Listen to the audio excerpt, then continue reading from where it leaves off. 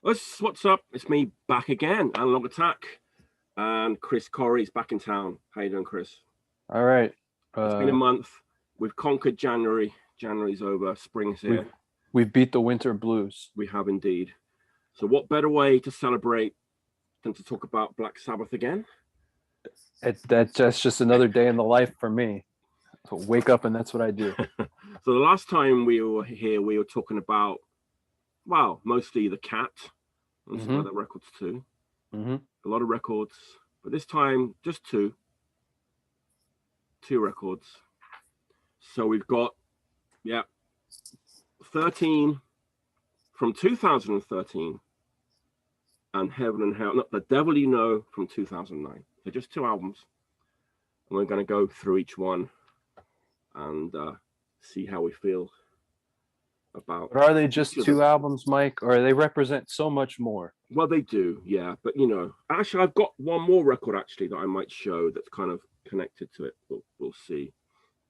Ooh, so what do you want to do? I'm excited. Start with let's go in alphabetical order. Yeah, we got to go in alphabetical Right, order, which means order. so Black Sabbath comes first, Black and Sabbath then 13. We'll do Heaven and Hell, the band, after that. So sure, alphabetically, Black Sabbath is first. So let's begin here. Yeah.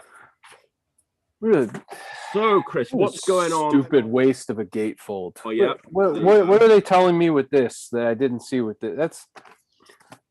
Look at this thing. The funny thing with this artwork, Chris, is that look at that. Look, it's massive. It is quite puffy, and the thing that I was, looking at last night, I was just looking at it. I was thinking, why didn't they go and actually build this wicker thing, like Neurosis did with Souls at Zero. I was thinking that, and I was like, it just looks like some kind of Photoshop job. And then when I looked it up, in fact, they actually did do that. They did. But it just doesn't look like that's what they did. The color's been so altered that it looks fake, even though they really built this. They did. Stupid 13 and set it on fire. out of straw or whatever. It's wicker. It's a wicker 13. Wicker is it? Yeah, and the inner sleeves are, that's cool. That's Tony's amplifier, I presume. Yeah. I'm not actually sure what we have here. Some kind of apparatus. That's right. It's very. There's a. So we have a pixelated set list in this one, I think. It's not the set list, it's like a cheat sheet. It says like first riff, it says like riff. Intro riff, solo, metal riff, main riff, verse, main riff, fast. And then here it looks like we just have an ad for Vic Firth Drumsticks. Yeah. I suppose one good thing you got the vertigo.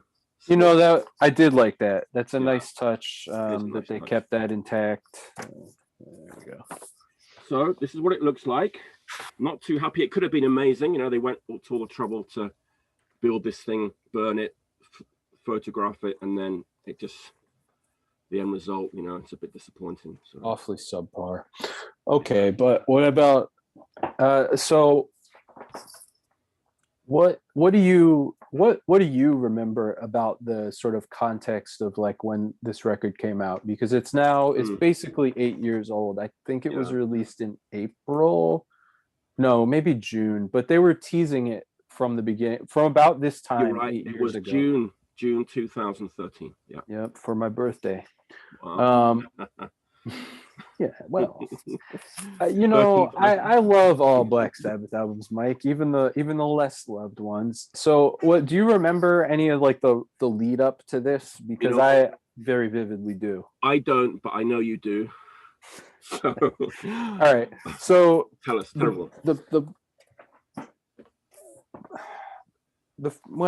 Okay. So the first thing to think about is that Sabbath reunited in '97. Okay. With Ozzy, Geezer, and Tony, and maybe Faith No More drummer playing drums. Yeah. Mike, whatever. He played for the first tour. Finally, they bring Bill Ward back. Yeah. Bill Ward does a tour with them. He has a heart attack. They actually bring in. There's a tour, and I've yet to find a soundboard from this tour, but I've seen footage Vinny Appice filling in on drums for about a month, Ooh, which is really cool. very cool. The set list was really good at that time. They were doing, I mean, it's a treat just to hear Vinny Appice play Snowblind. Like, that is really, really fucking cool. That's actually as cool as it gets. But they had Spiral Architect in the set list. Cool. Really interesting stuff. Mm. Bill recovers. Bill comes back. They try to make a record with Rick Rubin. They released 2 songs from that. One is Psycho Man, and the other is Selling My Soul. Okay. Selling My Soul, very good song. I've got a bootleg 7-inch of that, actually. Yeah. Yep. Because it was never released on vinyl. It's Right. released, I think, as bonus tracks on the Reunion album, which is a live set of the Reunion tour. But that's like late 90s, right? Early 2000s? 99, I think, is the release date. I remember because I just moved to Japan and it was kind of quite exciting. Oh, God, there's like these new Black Sabbath songs are out there. Yeah, I quite liked them actually at the time, just because it was. Psycho Man, I think, is a little dated. Psycho Man sounds like what's the Ozzy album from like '95 that actually has Geezer Butler on it. I got my cheat sheet here, so let me check. Osmosis. It sounds a lot like the songs on Osmosis. Okay. Yeah. And Selling My Soul is a really good song. A little hampered by the production of the time, but a solid, strong song. Yeah. And they started working on, there's supposedly 6 more songs that they tried to do that are in various states of completion. And they were playing a song called Scary Dreams on tour. And that song is really good. Soundboard of it has never surfaced, but there's good audience recordings of it. And it's like, it's a true throwback to like Paranoid. It's real bluesy. Wow. And there's a really, really good Tony Iommi solo in it. Like really impressive. And I wish it would be the dream for me to hear a finished version of that song. Somewhere in there, the Osbournes TV show happens. The guys in the band sort of lose interest in making a new album. Right. You never really get like a clear picture of what happened there, but record never happened. But they kept going out on Ozfest like every other year. And I remember up until 2004 or 2005, so they were playing shows, the original 4 guys. So Bill's still on drums. Yeah. I didn't see him. I heard the word was that it was pretty ramshackle, that Bill was having trouble keeping up on drums. But also Ozzy was terrible, strung out on pills at the time. And never been one for accuracy live. We have evidence going back to the 70s of him not being a great live singer, but being a charismatic live singer. Yeah.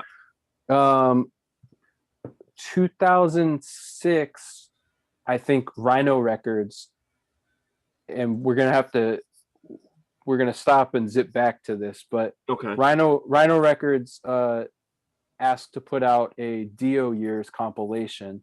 Right. And the guys ended up getting back together the Dio lineup of the band and sort of hitting pause on the Ozzy lineup of the band. Right. The Dio lineup of the band ended up going on for a while longer, and that's going to be the second half of this conversation. But as a result, within a few years after that, even while the Dio thing was still going, there was sort of a will they or won't they again with Tony and Ozzy, bringing back the original 4. Ronnie Dio died in 2010, and immediately sort of like there was the press started ramping up. Are they going to do this? Are they not going to do this? There was a lawsuit that had to be sort of sorted out. And I think it was settled out of court. And I think what it was as far as who really retained the rights, because at some point Tony had become the sole rights owner of the Black Sabbath name.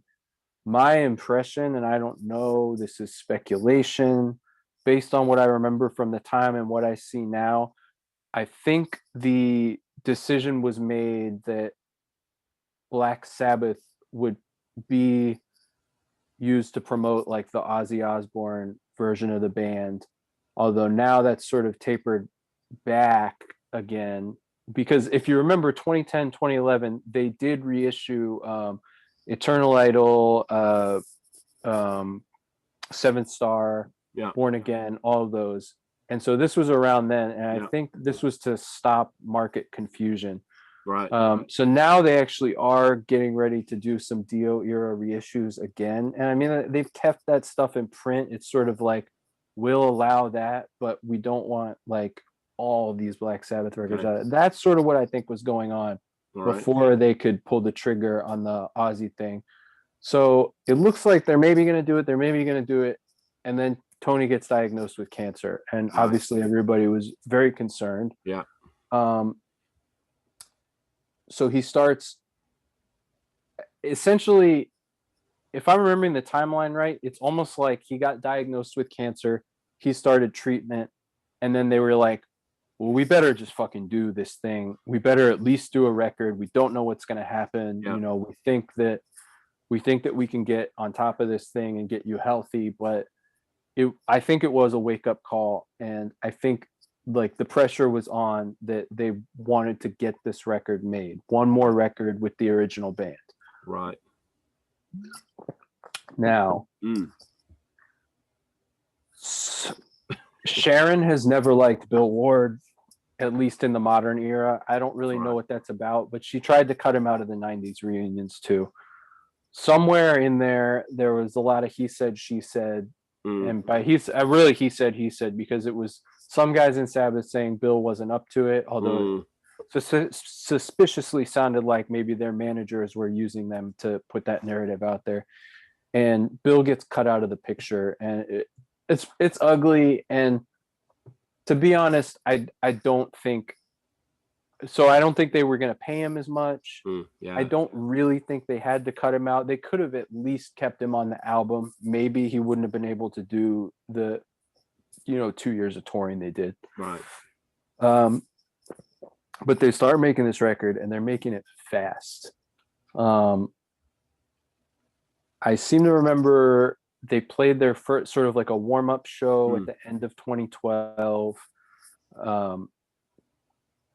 But they had already been in the studio, and there was a lot of like studio footage of like Tony and Geezer sitting working out these songs. Like Tony's wearing a ball cap because he was getting chemo at the time. And the mandate was Rick Rubin was going to produce it. Rick Rubin, who has produced a lot of successful records in the past 30 years, but I don't know if he's really produced a good one. You know what? It depends if you like the Red Hot Chili Peppers. If you do, then if you do, then he's been produced. I don't know. I guess he's produced a good record in the last 30 years. To me, I don't know. And it's become apparent because Rick Rubin is like one of the most well-known producers. There's like tons of documentary footage. It's become very apparent that he has very little to do with the process. He is sort of like halfway between a yoga instructor and a therapist, where he just walks in and tells people to feel the vibe. But like, I understand sometimes that might work, and sometimes that you might be able to reach people, but like the evidence is there that this is just a lazy way of getting paid. He's not the engineer. He's not mixing it. He's not doing any of the technical stuff. And he's always bragged that he doesn't know how to do any of that stuff, which would be great if he was getting results. If he was really like the horse whisperer here and could just like make things happen, I would get it. But as far as I can see, Rick Rubin basically went for a couple of photo ops at a Black Sabbath recording session so that they could say that he produced it. There's nothing about it that says Rick Rubin produced it to me. There's nothing about it that says. So I mean, let's just get into it. There's nothing about it that says it wasn't produced by committee. Well, so let's get to this. So we've sort of established that this could have been a good-looking record, and it isn't. So there's one strike against it before we even kind of started. But so last night, pulled this record out, and the record I listened to before I put this on, I don't know if our viewers are familiar with this record, but a band called SFA, old like New York band. What, New Morality? Solace. Oh, okay. Which is a later period one. Kind of sounds like Poison Idea, but just a hardcore record. Nothing amazing, bit meat and potatoes. But played that, put this on directly afterwards, and it just sounds terrible, even compared to like this mid-90s, hardcore record produced in a tiny studio on a shoestring budget. So, Chris, why does this record just not sound good? I mean, why? I mean, Okay. I don't know the technical, the technical side of it, but it's just not nice to listen to. Nope. There's a few things. About songs necessarily, just the way it sounds. Modern metal production, I think, is often very artless. And I think that about major label rock production too. It's like very antiseptic. Stated to the press, the mandate for this album was to get back to the 70s Black Sabbath sound.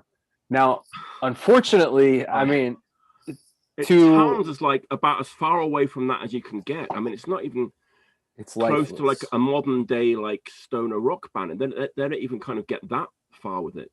It's like I have a few theories. All right. I think one, to these sort of like ritzy LA, like agency style, major label music people, all that 70s Black Sabbath means is just bare bones, which I guess it's bare bones, which and that's wrong.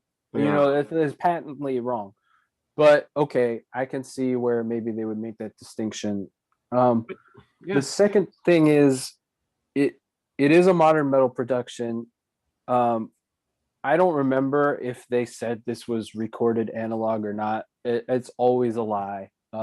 Even if it's recorded analog, it's still been edited and cleaned up digitally. I mean, unless it's Steve Albini at Electrical Audio, like cutting the tape by hand, which he does. When they say it's analog recorded, that's probably kind of kayfabe. Right. So this is recorded obviously in Pro Tools or something like that, but most likely Pro Tools, which is fine. That doesn't ruin anything or make it less valid, but it's clearly been the timing has been edited. So essentially what you can do is by using technology, you can lock everything to like a metronome, and you can hear how mechanical and like flattened there's no swing in the drums. There's no swing, there's no groove. Now is that the drummer's fault, or is that the way that they ended up like? So it's Brad Wilk from Rage Against the Machine playing drums. Not my favorite drummer or anything, but a good drummer, capable drummer. I mean, click tracks and metronome tracks were being used even in the 70s by Black Sabbath. But they weren't literally just time correcting it to stick, to lock to a metronome track. And a good drummer knows how to play to a click and play around the click, and knows like when one is appropriate over the other. Technical Ecstasy, I'm pretty certain a lot of that is played to a click, but because you have like a seasoned drummer I think Brad Wilk was completely capable of that, but because of what modern tastes are, and because of what sort of like a lot of out of touch producery kind of people might think is the right thing to do, that's the route they chose to go. Now I also have this suspicion that because the record was put together so fast, and because there was sort of, there was some, concern that Tony Iommi could just die while they were making this, and I don't say that lightly. It seemed very dire at the time. Yeah.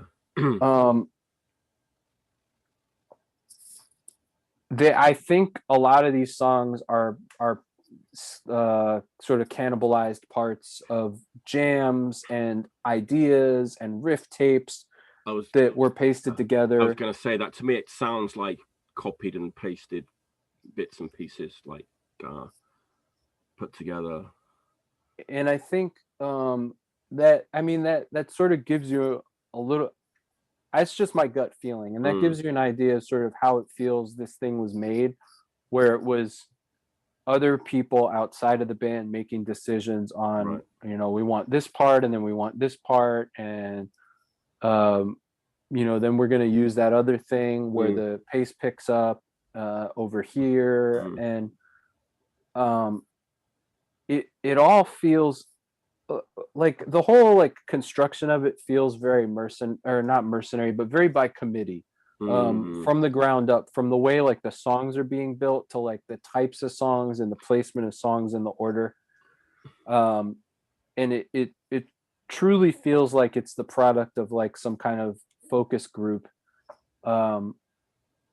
And I get the feeling that the guys in the band were just like, well, this is what we have to do. This is what these people want. This is how we're going to get the check. And this might be the last chance we have to do something like this. So this is what, we're going to go along with it.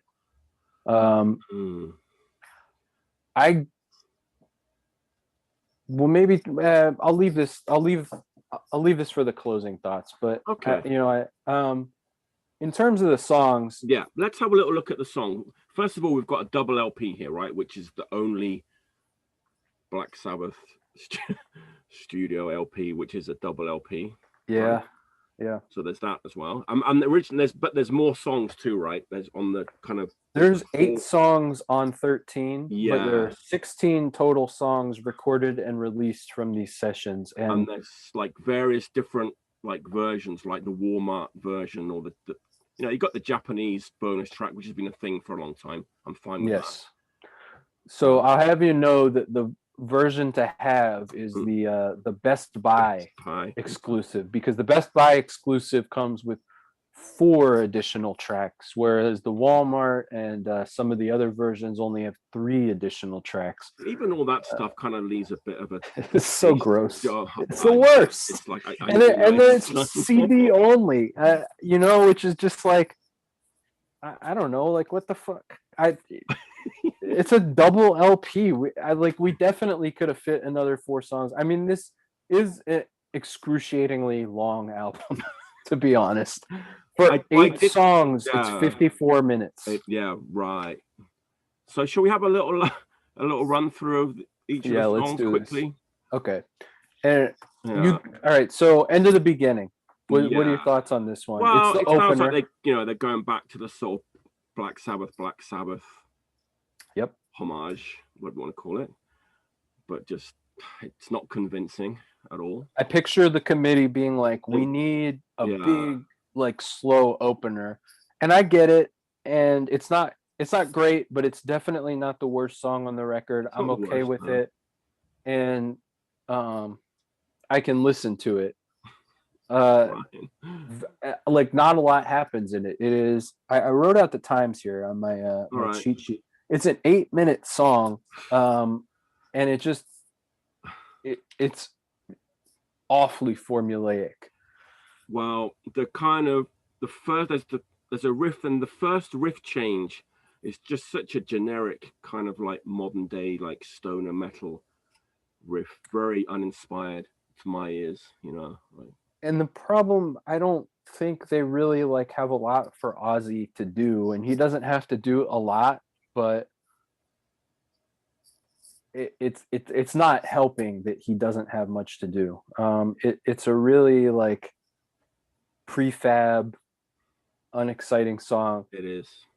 Again, I could be okay with it being there as the first sort of the intro track, except that then the next song which was God Is Dead, ? The first single. God Is Dead, ?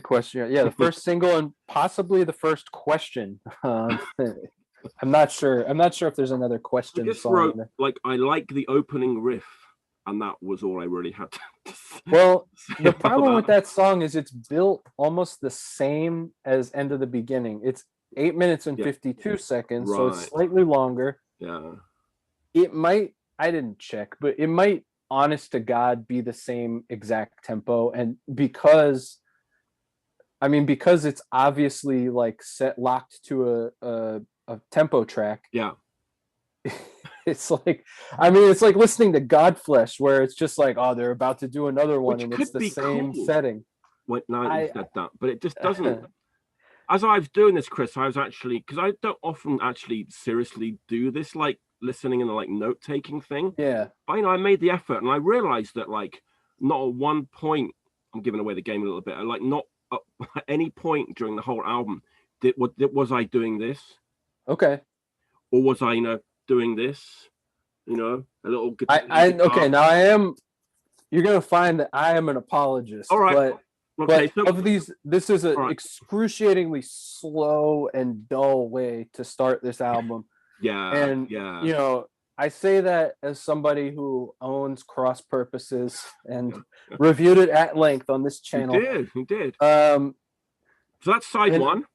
Of the two, of the two songs, I think God Is Dead is worse than End of the Beginning. I would agree with that. Yeah. Fun fact: God Is Dead was a single that they put out for this, like way in advance. It might have been February or March. And there was like a video and everything for it too, right?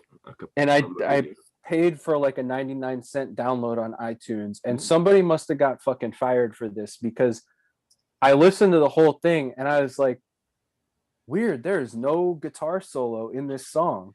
And there is a solo in this song. It's like 4 bars. It's really short. Yeah. Which is bizarre, because you've got this whole endless 8 and 9, almost 9-minute song. There's a longer bass solo, I think, which is also weird. But somehow when they released it, somebody must have pressed send on the wrong version of the song that didn't have the guitar overdub yet. And so I'm sure somebody's career was ruined for that, but just a weird thing that almost like kind of like encapsulates everything about this album, where it's just like, oops, we forgot. Like it just like, it's a very like, oops, we forgot thing. And I'm sympathetic to the fact that they were trying to get this thing done, possibly racing against someone's mortality. Right. That's the point. But the first side is awfully slow, and it doesn't it doesn't tell you anything you didn't already know. No. Okay. So moving Loner is the third song. Loner. How do we feel about this song? Well, I wrote it kind of plods along in a kind of uninspired way, and Ozzy lets out this like really, really lazy, like, all right now. Like, I mean, it just sounds so like he just can't be bothered to like get it out. And the all right now is obviously, it's a throwback to Sweet Leaf. Yeah. But it just doesn't, it's not convincing. Okay.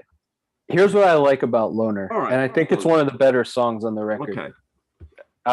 Well, I'll try and itemize this. All First of all, it's not an immediately obvious throwback to a particular song from the classic Sabbath catalog. 2, it's the first part of the record where you hear a kind of stuttering Iommi, what I call the stuttering riff, which I've mentioned before, and it's that ba-da, ba-da, ba-da. Now, if it wasn't essentially being played to a fucking drum machine, it would probably have a little more groove, but given what we had to work with, it's a nice little riff. It's also only 5 minutes long, which is great. One of the shorter songs on the album. Well, yeah, I guess that's a plus point. I don't know. A pretty nice little guitar solo, and the bridge riff.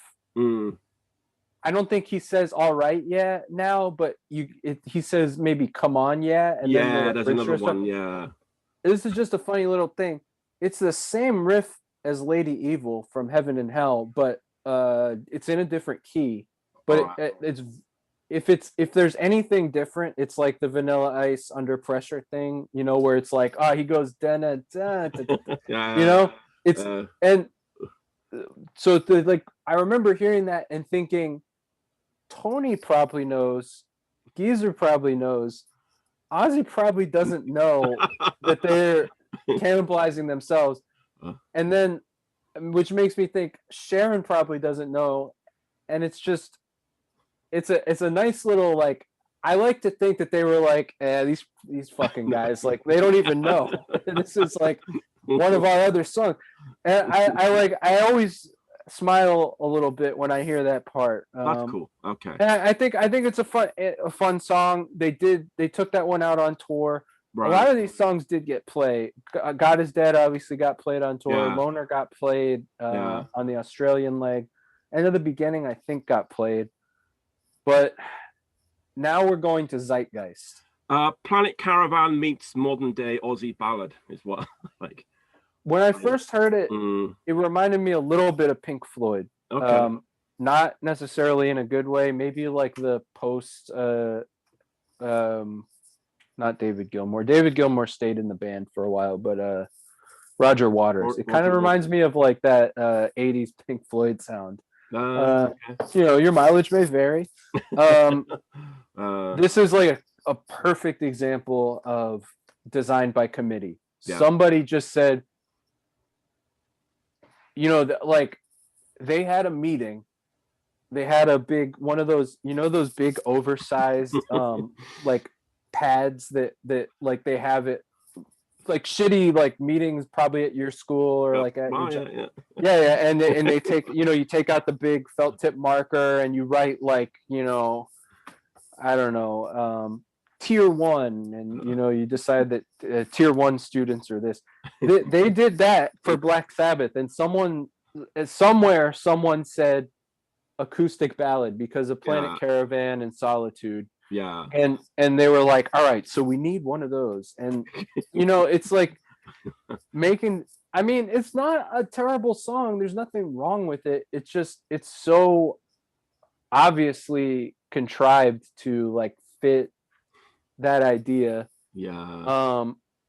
I actually, you know, it sounds like they're enjoying themselves on that a little more just because they don't have to fucking play God Is Dead again.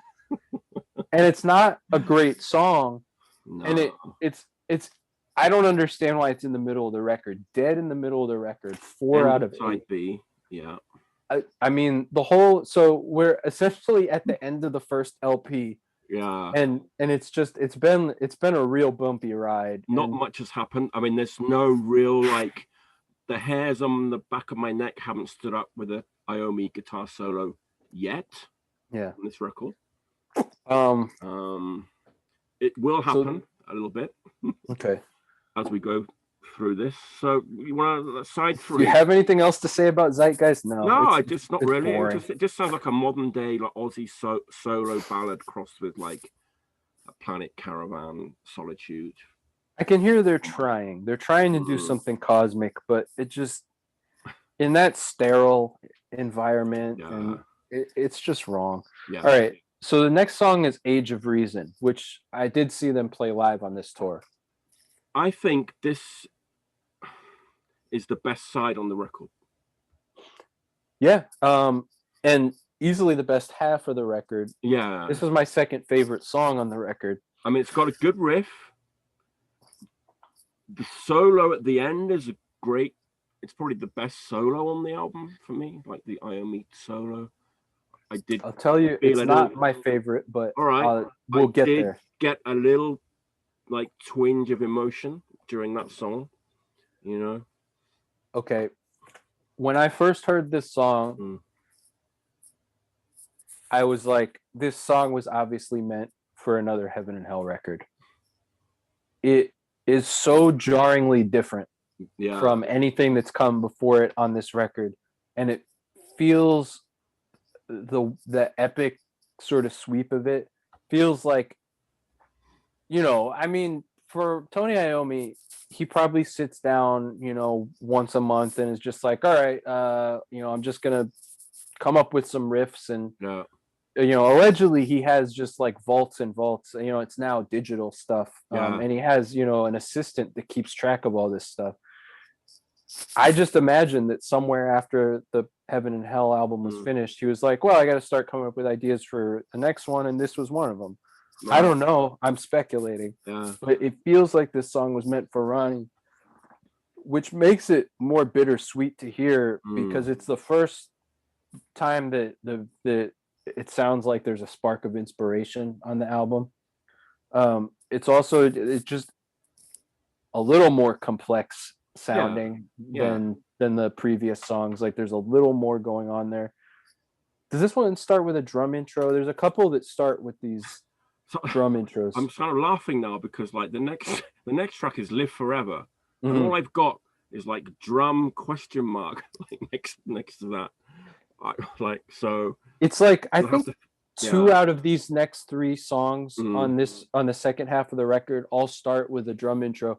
Yeah. And the drums sound so dry and so mechanical. That's what I was kind of trying to say, I think, here. I'm going to make a point about the drums on this. So not everybody sees drums the same way. And, however, it's subjective, right? Like, taste is taste. To me, and like, I've recorded, all kinds of shitty records, and sometimes the drums sound cool and sometimes they sound bad. But when I like a drum sound, I like to hear that there's a relationship between the different drums. I feel like the snare and the kick and the toms and the cymbals all like exist in some real place. Right. And when you hear the few parts on this record where it's just a little drum lick with no other instruments, it just sounds so artificial. And I'll say to Brad Wilk's credit, I think he was basically pressured to doing this. I don't think he wanted to. I think it was kind of like Sharon Osbourne wants you to do this, and if you don't, she'll fucking kill you. and right. He stays out of the way, and I appreciate that he stays out of the way. He doesn't try and put his spin on anything. He just tries to leave as much room for these guys that you're paying to hear the other guys, not him. But boy, with that dead drum sound and the tempo locked grooves and just him, playing with as little flair as possible, which again I respect. Yeah. It just when you hear those drums, it's such a like I know. It was just I think that said, Age of Reason, good song. Live Forever, I think it's a good song too. All right. And there's some bits in that where I feel like that might have been some other leftover Heaven and Hell stuff. It's not as good as Age of Reason, but I do agree with you. It's probably the best side of the record, those two songs. I think together. So. Yeah, I think so. Wow, we're almost. And I like. Wait, I want to say. All right. There's been a few parts where they kind of go into a gallop on this record. Yeah. Live Forever is maybe the one that it works the best on, and I appreciate that they at least tried to incorporate that part of the old sound. It doesn't actually. I did write gallop. They gallop on it, and it's all right, man. I would say that's a pretty good song. Okay, next. So I don't know if you know this band. I'm a big Goat Snake fan. They're probably my favorite like stoner rock band. This song sounds like Black Sabbath had like heard Goat Snake and were like, we should this is the thing that's the kids are into these days. We should try and sound like this band. It sounds so like Goat Snake. You're talking about Damaged Soul? Yeah, Damaged Soul. Yeah, the opening riff sounds just like Goat Snake. And I know like Goat Snake used the harmonica on a few of their songs. They have the harmonica in there. The whole thing just sounds like we've got to sound like a modern day like stoner rock band and keep up with the times. I think this is the best song on the record. Yeah, what? Because it sounds like Goat Snake, and Goat Snake is a great band. So. Okay, so what I like about this song, one thing I remember reading is that you know, again, because this whole thing was done by committee. Yeah. These guys didn't even know what songs were going to end up on the record. They just recorded them, and it was, you know, I mean, whatever. So yeah. Geezer said, I didn't even think that was a song. I just thought we were jamming in the studio. Which is amazing, in part because, well, it makes me think two things. One, probably a lot of it was cleaned up in post-production and little bits were pasted and things were fixed. But the other thing is, it is the part where they actually sound like a band. Yeah. They sound like a band playing together.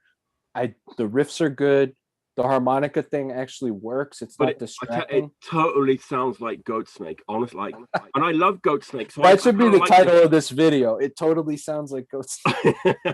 Yeah, that's kind of why I kind of enjoy that song. It's like, yeah, it sounds like Goatsnake. Cool, you know. And it's still like drum machine paced, where it never varies in tempo, but there is like sometimes a drum machine has like a setting for like swing, and it does have that element going on where it's like it's like a machine trying to sound like it has life. But I think that song to me is like, I wish that had been the direction they had identified, because I wish that's the direction they had taken for this. Like, I want to hear if it's Sabbath in their late 60s, as they were at this time, mid to late 60s, I want to hear them reconnect with like the blues stuff that they got into, that they like took and turned into metal. It's totally like Goatsnake, like bluesy, soulful. But that's what that should have been the mandate. And, you know, they should have done it they shouldn't have done it how they did it in terms of the recording. Again, I understand there were some constraints, and, you know, it was not an ideal situation, but like that is and it's the only time where Ozzy doesn't sound like he's working really hard just to stay in key. It sounds like he's able to like sing this song. It works better than most of this record and most of the songs that didn't make the record. And, you know, that song that I mentioned that they never recorded, called Scary Dreams, from 2001, similar thing. It was like overtly bluesy, and like hearing Tony Iommi do like a bluesy guitar solo, like after 1974, how many of those are there? There's a couple, you know, like there's like a pseudo blues song on Seventh Star, and, you know, so like there's a couple of Tony Martin ones that have it, but it's rare. And like that's, you know, that's how most of us first heard, you know, Paranoid, right? You know, like that's I like Symmetry, and I like hearing old longtime artists, you know, able to reconnect, and this is like the closest thing to that, as well as that other, you know, the song from the early 2000s, Scary Dream. And so that it's like, to me, that's the peak of this whole thing, is just like getting Damaged Soul. You know, it is what it is. It sounds a lot like Goatsnake, but that's what I want. You know, I don't want this shit where you know, it's just like 9 minutes of like, you know, we're gonna do our best to recreate Electric Funeral, like in a new metal context. Like, who cares? Soul, and it does have some soul and some blues and some grit to it, I think so. I think it really shows you there could have been a better way. And it becomes more evident when you get to like I can barely tell you what Dear Father sounds like, and I've listened to this record probably more than most people. Dear Father is like, is so skippable. It is, but I have actually one good thing to say. I like the chorus in it. Oh, okay. It's quite uplifting, and it's a good chorus. But I also don't understand why it's the last song on the record. I think Damaged Soul should be off into this really kind of horrible riff, and it just goes nowhere. And then it ends with the church bell and the rain. Oh, it's very dumb. Yeah. So as I mentioned earlier, the Best Buy edition of this had 4 additional tracks. Okay. One was called, Mm. I'll give you the rundown. Methodemic, terrible song title, Yeah. terrible lyrics, bad song. It sounds like they were playing it live at one point, even though it's not on the before the album had come out, and it sounds like it was put together like they were maybe, it's kind of a Hand of Doom idea, but it's a faster song. It's a little more modern sounding. I think somewhere along the way that was going to be the single, and then someone was like, "Boy, this really sucks. Like, don't." And so it ended up on the bonus disc. I can't recommend that song. Okay. Peace of Mind, pretty solid song, and it's only 3 minutes and 41 seconds. So it's the most concise offering from this whole period, and it's not a bad song. I mean, it would be fine on this album. I would take it over Dear Father. I'd take it over Zeitgeist. Like, you could throw it on here and it would just be a nice, under the sun. Can we foresee like a triple LP reissue at some point with all those tracks? I doubt it, because it hasn't happened yet. And like, if the interest would have been there in the beginning, I don't understand why not. But I mean, I would have bought one. Okay. All right. Then you've got a song called Pariah, kind of similar to Loner, and I think that's why they left it off. Okay. It's not amazing, but it's not, again, better than some of the songs that made the record. Okay, interesting. Unfortunately, it's very annoying to hear how many words they try to rhyme with Pariah. Messiah, Pariah, I don't know. Hair dryer. Yeah, hair dryer. It just, it tastes very artificial. Then the last song on the Best Buy bonus disc is Naivety in Black. It's a play on, shockingly not as offensive as the stupid fucking title. That's actually the bonus track on the Japanese CD, I believe. Ah, okay. Yeah. So that song is only 3 minutes and 51 seconds, which is another thing working in its favor. I mean, to me, you could have put 2 of these shorter songs on this record, cut one of these like interminable songs, and at least it would have had a little more flow. And I don't know. I mean, if you want to hear what else didn't make the record, those 4 are the best place to start, because they're pretty listenable. Now, there's another 4 songs. What? that were released as a tour-only CD. And it's an 8-song CD that was sold on the final tour. The first 4 songs are the 4 remaining songs from this session. The other 4 songs are just live cuts from the previous tour. So it's like so weird and disposable. Like, the CD was never for sale. I think the idea was, we have some extra shit, we can put this out and sell it for $40 at the merch table, cut out the middleman, and we'll probably sell way fewer, but it's all our money. It's insane. It's so dumb.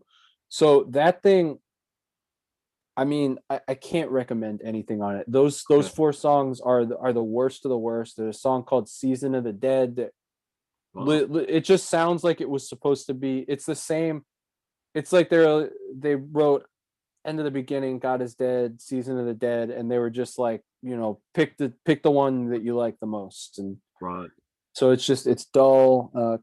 Cry All Night just sounds like modern Ozzy. Even the song title is, I don't like it. Take Me Home. I think Take Me Home has a acoustic guitar solo in it. I don't know why. Okay. I mean, sure, it's like, all told, there's probably like 2 hours of music here, or awfully close. So I guess somewhere along the line, someone was like, I don't know, we could do an acoustic guitar solo. These are all like really long. And then Isolated Man is the other one. Again, just kind of sounds like some of the recent Ozzy stuff, like even from that most recent album, maybe. It's just like it's really faceless. It's like another I mean, of all the things that they haven't released over the years, I don't know why they even bothered with this stuff. All in all, yeah, not the best showing. So we're going to give this a score out of 10. Fuck, don't make me. I what did I give Cross Purposes? A 5?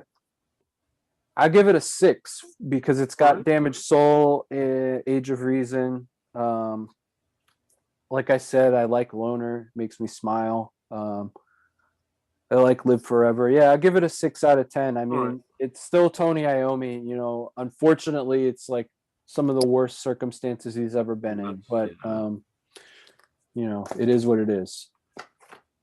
5. Next. Okay. Hey, frankly, from what you were saying, it seems generous, Mike. Yeah. Okay. Here we go. I'm getting excited now already. Yeah, it already feels better. Yeah. Bittersweet though. So how do we like I said, how do we like the look of this record first? I don't love it. It's fine. And okay, this is from 2009. That's right. This is what I would expect from a modern metal record in 2009. Like it's a little much, I don't hate it. It's like a H.R. Geiger kind of thing going on a little bit. I mean, I get a little bit of the Mob Rules of it, and Frank, I mean, look at the shirt I'm wearing. There you go. It's not as bad as this. I don't like this actually more than the painting. I don't like this. Looks like kind of 90s metalcore. It's not quite right. Maybe it would have been better as an Obi, maybe. I don't know. The back, I don't like this thing at all. Yeah, it looks like the back is kind of similar to the live album. Oh yeah. Yeah. And let's see, is there anything else in here? Yeah, there's a poster, but no inner sleeve, just some lyrics. So like I said probably like hours ago at this point, 2006, Rhino wanted to put out a best of the Dio years. They were going to license some of that stuff from Warner. And what happened is somewhere in there, someone said, if we could get a couple of newly recorded exclusive tracks, that would be great. That would really help sell the CD. And Dio's people and Iommi's people and Geezer's people kind of all said, well, you boys want to do this? And they said, yeah. And I don't even think they had Vinny Appice locked in yet. They were at one point, Bill Ward was going to be a part of it, and somewhere in there that didn't work out. But they wrote 3 songs, and they're released as Black Sabbath songs, actually, not as Heaven and Hell songs, because the CD, which stupidly I forgot to grab before this video. It's only on CD. It's called Black Sabbath: The Dio Years. It has songs from Heaven and Hell, Dehumanizer, Mob Rules, Live Evil, and then it has these 3 other songs: Shadow of the Wind, The Devil Cried, and Ear in the Wall. Great songs. Legitimately some of the best music. Some of my favorite Black Sabbath stuff. Up there with Mob Rules. Really great stuff. Ronnie wrote the main riff for Shadow of the Wind. All 3 guys were contributing riffs and ideas. And then, I think that stuff was probably tracked with either a session drummer or just tracked to a click. And then they brought in Vinny Appice, played drums over it. And they were like, all right, we're back. They went out on tour. I think the tour was really well received. And I don't know if you remember, but people were kind of shitty about Heaven and Hell at that time. Really? At least not everybody, but some of the people I encountered. And that was kind of the turning point where the metal press and the metal fandom was actually you know what? This is just as good as the 70s stuff. And we like this now. And so when that tour happened, I feel like it was a real vindication for all those guys. Kind of, obviously there were always fans of the Dio era stuff, but for a while it was kind of pushed to the side along with all the other singers. Right. And I feel like that was a really, you could tell that it meant something to them to be accepted back for that version of the band. And I think Dio was always Tony's sort of ideal singer because he understood playing an instrument. You know, like I said, he wrote the riff to Shadow of the Wind. He could contribute musical ideas. He had a vision. He was a lyricist. I mean, you know, he's one of the greatest of all time. Yeah. And not just for his charisma, you know, we all know the guy had an ego sometimes. He never did anything horrible, but like he could be, you know, difficult to work with, and that was the big liability. You know, there had been 2 other situations where they had parted ways. Right. So to come back a third time, and Dehumanizer was not, as I can tell, or as far as I can tell, that well received. Right. Like it did okay, but people weren't quite ready for that version of the band to come back. The tour was really heavy with new songs. You know, like I said, the artwork is absolutely awful. I mean, it's charming, but I don't like the idea. Like Ronnie Dio is timeless to me, and I don't like to think of a like distinctly like a 90s compact computer monitor having anything to do with, you know, whatever. But I think that the 2007, you know, the Dio Years tour went over really well, and by that time they had already, to avoid confusion in the marketplace and to keep the Osbourne people happy, they weren't calling it Black Sabbath by the time they hit the road. They were selling a CD called Black Sabbath, the Dio Years, but they were called Heaven and Hell. And we all knew that it was Black Sabbath. It was the other Black Sabbath. Yeah. One of the best shows I've ever seen was that tour. It meant so much to me to be there at that time. I discovered Heaven and Hell in like, I don't know, 2002, 2003.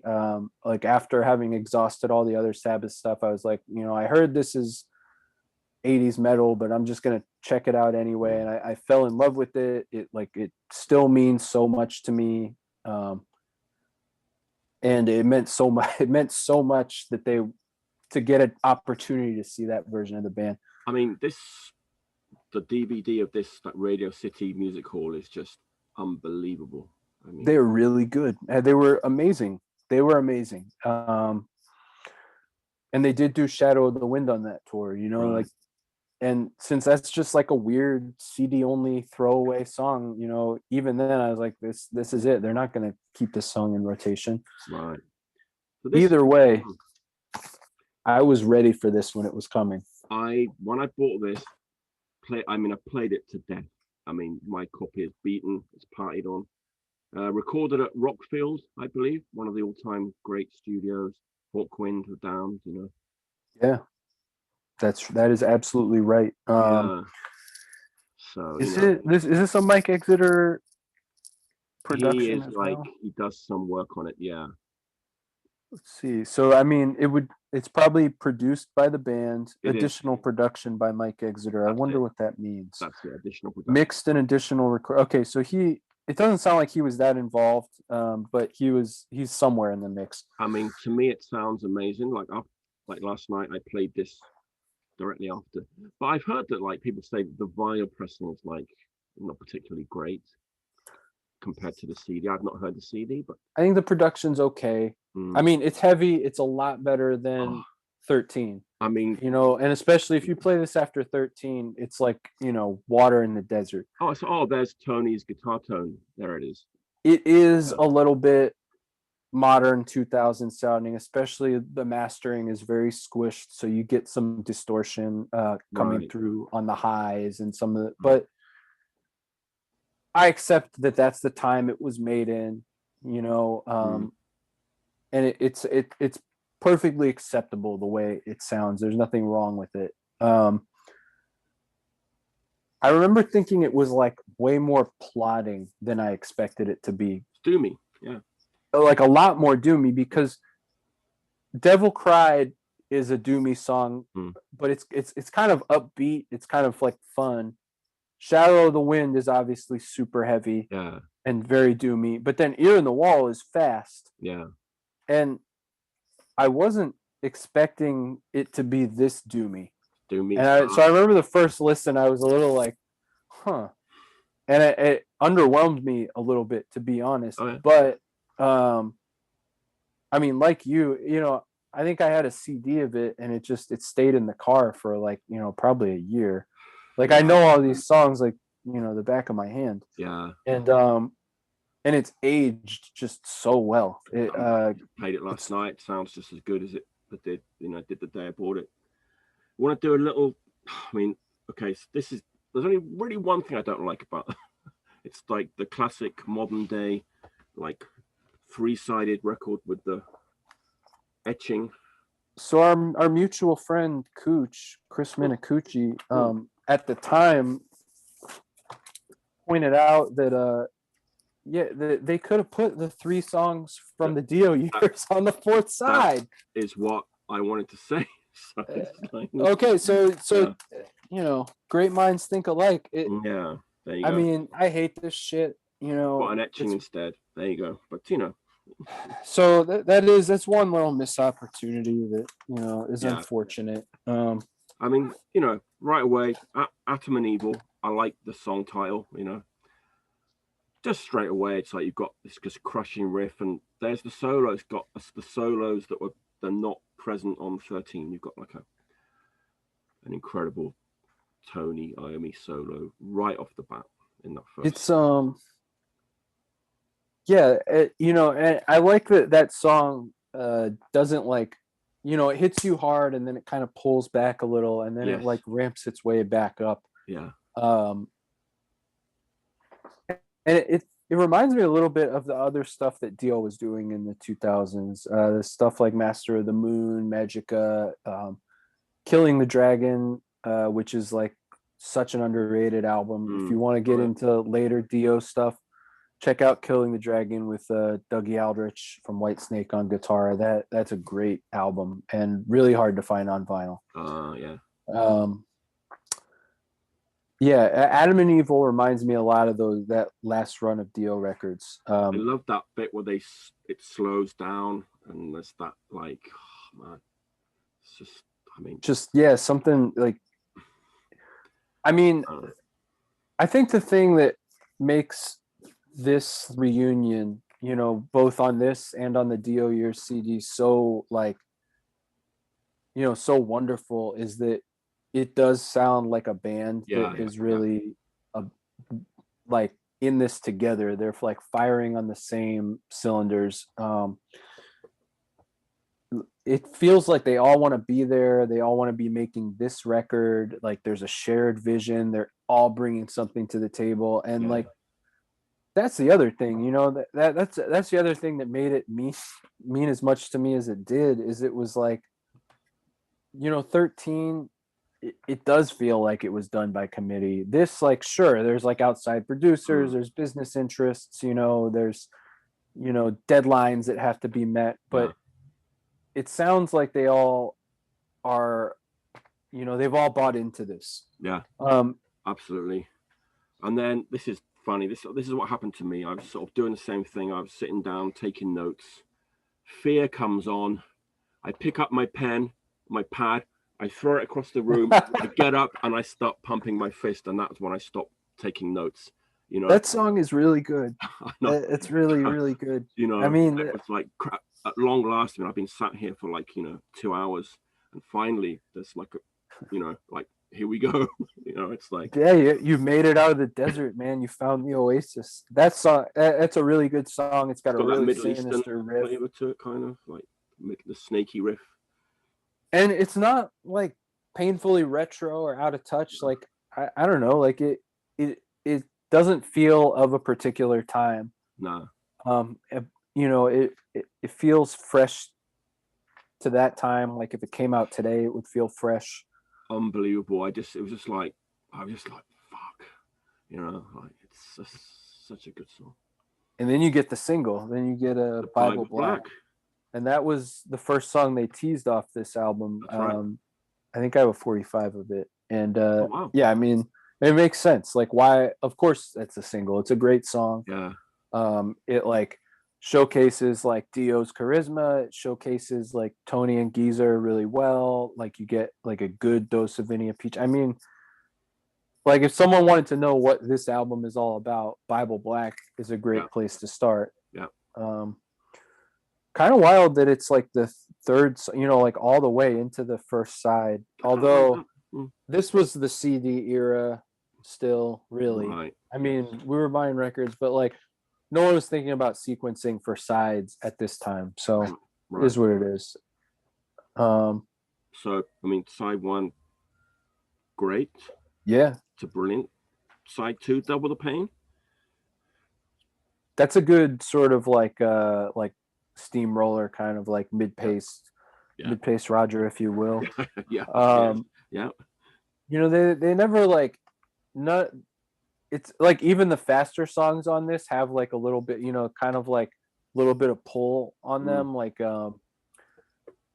they just feel heftier. Yeah. It doesn't have that sort of like light on its feet. Neon Nights. Like every song has a groove. They're engaging. Great choruses. Great. I mean, just compared to 13, which sounds so mechanical and dry and like. I don't know. Yeah. Yeah. I mean, it's a killer song. It's like hard to know what to say about it, especially because like I've listened to 13 a lot of times, and you can't help but listen to it and say like, what went wrong? What, like, it's like watching like a football game over and over that your team is losing, and you're like, what, why did he do that there? Like, why did this happen? Whereas this, it's just like, it's almost comforting when you hear this, because it's been a part of your life. I love it. Rock and Roll Angel could be the weakest track so far, perhaps. I skip it a lot. I don't love that song. This is also a 54-minute album, and so there's plenty more to go around. Rock and Roll Angel, a little bit cheesy. It just feels a little out of place. It almost sounds like the mid 2000s Iommi Hughes stuff. The Fused album, which is a good album, but has a touch of Lenny Kravitz in it. And I could feel, I know. It has some Soundgarden in it too. It is a good album, but it feels like it belongs in that zone and not in this like zone of like black and red and doom and like, just crushing steamrolling heaviness. So Turn of the Screw. We're back. We're good. I'm not skipping it. I love the last song on side 2, Eating the Cannibals. That's a fast one. And it just like it has that like great like Dio energy where he gets a little bit manic. In the faster songs. Really good like Vinny Appice kind of like fast. I mean, how do you critique an album that's this good, Mike? It's hard. That's why I just gave up. I'm just gonna go like with my gut, my heart. That's what happened when I listened to this record. I just threw away the paper and the pen, and just enjoyed listening to it. I couldn't even. I was moving around, and like it was hitting me emotionally. Side 3 of 3, I think, is my favorite of all the sides that we get here. Follow the Tears is, again, very doomy, almost into like a Candlemass zone, but still has that Black Sabbath edge, that like roughness that, you never quite get with Candlemass. Right. And then Neverwhere is like a really like a fast sort of pounder. Yeah. And then my favorite song on the record, Breaking into Heaven. It's just that classic thing of just finishing with like, oh God, it kills me. I like when I hear it, I'm just like, my heart is pounding, and I get, I feel a little bit emotional because it's basically the last song on the last record that Ronnie Dio sings on. I mean, this is 2009. He died a year later, not even a year later. Yeah. He had one or two songs come out after the fact. I think one One was a collaboration track for something. They were inconsequential. Interesting side note. I'm pretty sure this was recorded during the same sessions. There's a Ronnie Dio, Tony Iommi, and I forget who's playing drums. Cover of "God Rest Ye Merry Gentlemen" on like one of those like heavy metal Christmas CDs. But I swear to God, it sounds like this album. They play it so slow and so heavy. Wow. I mean, I feel bad. I feel bad for people that are my friends for a lot of reasons, but one of the many reasons is that every December I'm like text that song to a couple people, and I'm just like, "Hey, how about this thing?" This year, because I've not heard that. So. All right, yeah, no. I mean, it. Unfortunately, it's February now. But it's a really good. And there are just a couple of extra other riffs in there where it just sounds like they were like, let's like write like half a song and then just like stick it in the middle of "God Rest Ye Merry Gentlemen." I think it might have come out after this. I'm not sure, but cool. But it has the same mood. But I mean, "Breaking Into Heaven," essentially that's like the Ronnie Dio sign off, in music. And it's a beautiful song. It's a great closer. It fits perfectly with like the "Lonely as the World" over and over pattern. Exactly. Yeah. Beautiful. I do think, go ahead. It's nice that this is a companion to "Dehumanizer." I feel like I feel like they're twins. This is my third favorite Ronnie Dio Black Sabbath record. I like it better. Yeah. In a way, I think it sort of "Dehumanizer" was the first time that Tony had sort of left behind the sound of the 80s and was trying to update his sound again. And I feel like this, now at that point was, well, let's see, 92 to 2009. So 17 years later, he had done a lot more. He had some good, some okay, but this is sort of like him having perfected that version of his playing and that version of his style. Yeah. I mean, when you look at interviews with the guys in the band from that time, it's clear that even though it's not selling probably the numbers that an Aussie thing would, that they're they're feeling artistically fulfilled. Yeah. And it's doing well enough. The mood seemed to be like these guys might be doing this for like the next 10 or 20 years. Like they were talking about, Vinny Appice I remember an interview with him maybe like 6 months, like it was like a little while after, they weren't really promoting the album anymore, but it was an interview with Vinny, and he said something along the lines of, "I loved doing this album. The way we did it was kind of like we had just set aside like a certain amount of weeks for rehearsal and then recording. And it was a little bit rushed, but it's a great album. But what I really want to do is get in a room with these guys and sweat it out for the next album and write the album all together, like really as a unit." And they had been on the road for a while at that point, and I think, probably had reconnected some camaraderie there. Even, I don't think all of these guys were the best of friends all the time. They had their ups and downs over the years, but I think they had come to a place where they were old enough where they were like, you know what, like this thing that we have is special and it works. And we've all been through it with enough other versions of enough other bands where we know like this is important. And it breaks my heart to hear Vinny talking like that, like he felt that there was an even better album to come that they could have made, where it would have been even more of a give and take between all these guys and all that creativity. And like to him, this was just the first step on that path. Yeah. I mean, I don't know how this album is perceived in 2021, but I think it will be seen as a bit of a classic. Maybe I think it is now. It is now, yeah.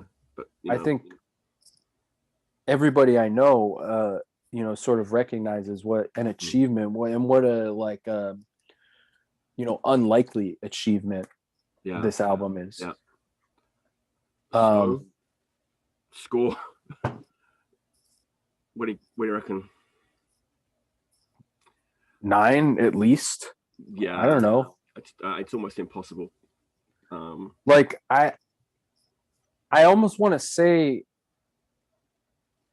So, the ratings are all relative. Yeah, of course. In a way. Yeah. And of the possible outcomes of a Dio-fronted Sabbath album in 2009, I mean, it has to be a 10 out of 10 in that way, because what possible outcome could be better? Literally, the only thing we identified that could be better is that if it didn't have an etched B-side. That's what I was going to say. I was like, I'll give it a 9. If it had those 3 extra songs on side D, it would have been a 10. So I'm going to give it a 9.5. Yeah, because I did say I skipped Rock and Roll Angel, and I do miss those other 3 songs, which are just. Shadow of the Wind is one of my favorite Black Sabbath songs. I'm not afraid to say it. I listen to it all the time. Right. And ultimately, that is the best song that this reunion produced. So it's a little unfortunate it's not on the album proper, but that would be something that, I mean, you got these record store days that just churn out. Wouldn't that be like a great record store day? It's still never been on vinyl, Mike. It's still never been on vinyl. It's only on a CD at the end of a CD of songs from other albums. Of all the useless stuff that comes out, I mean, that would just be so nice to have those 3 songs on a 12-inch single. At the very least, you would think they would just do an LP of that whole CD. It's fine. They can sell me Neon Nights again. I don't care. If it comes with Shadow of the Wind, I'll buy it. Yeah, I trust me. I've bought dumber things. Even this one is it's getting scarce, right, on vinyl. It got repressed a couple years ago. I bought a repress of it on orange vinyl, and that's already in demand. So okay, all right. I imagine that. I mean, if we're all lucky enough to live for a while longer, I think the reputation of this album is only going to grow. Not the least of which just because it's the last thing that Dio did, but also for a while I think it was sort of like, to a lot of people it was like, does Tony Iommi still have it? And then I mean, the first time I heard Shadow of the Wind, I remember sharing it with a few people. We were all I think we saw a YouTube of a live video of them playing it before the CD was even out. And it was just like, oh my God, he's just been waiting this whole time to do this. And that's the thing. It's like, I mean, after such a drought, after not having an album out since 1995, which was, we've talked about how Forbidden is misunderstood and underloved, but Forbidden is a nice album, but to come back with The Devil I mean, that really meant something.